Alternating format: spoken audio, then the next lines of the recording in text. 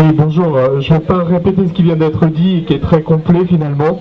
Donc effectivement, ce type d'élevage que nous dénonçons pose un problème de bien-être animal, ça c'est plus qu'une évidence, un problème pour le consommateur et un problème aussi pour l'environnement. Il ne faut pas l'oublier, l'élevage bovin a quand même des conséquences extrêmement néfastes sur les rejets de gaz à effet de serre notamment, donc encore avec un impact encore plus important que tous les transports réunis. Mais surtout, ce que je voudrais rappeler, bien évidemment, c'est que les animaux sont des êtres sensibles, on le sait, ça fait 40 ans cette année que l'animal est considéré comme un être sensible en droit français, dans le code rural, et qu'on doit respecter les caractères biologiques, les besoins biologiques des espèces détenues.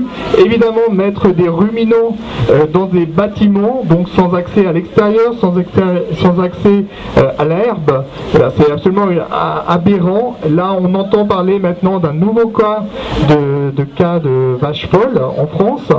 C'est pas non plus innocent tout ça, puisque c'est aussi issu d'un problème d'alimentation non naturelle donnée à ces animaux. Donc on est vraiment dans une logique totalement illogique de folie. Donc il faut arrêter ces élevages intensifs, il faut arrêter de considérer que l'animal non humain, puisque nous en faisons partie quand même aussi, les autres animaux en tout cas sont à notre disposition. Ils ne sont évidemment pas à notre disposition. Chaque être a raison d'être pour lui-même. Il n'a pas à servir à qui que ce soit d'autre.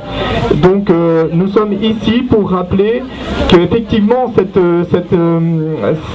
ce chemin parcouru par la FNSEA, par les jeunes agriculteurs qui sont pas mieux que la FNSEA, pour toujours plus de production intensive, eh bien ils sont en train de charger finalement le fusil des agriculteurs qui se tuent en France très régulièrement. Enfin, c'est énorme le nombre d'agriculteurs qui sont en souffrance, et ça c'est vraiment aussi une crise qui est due au choix fait et poussé par la FNSEA et tout le reste. Ils sont coupables et responsables de la crise dans les campagnes, coupables et responsables de la souffrance animale, et coupables et responsables des gens qui crèvent en mangeant cette merde.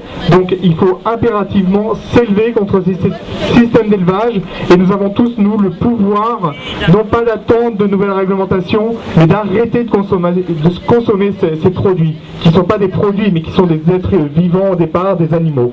Donc il faut, comme on n'a pas forcément toujours le pouvoir d'empêcher ces élevages de la honte, eh bien nous avons le devoir de ne plus être complices, le devoir de ne plus consommer ces produits. Merci à vous.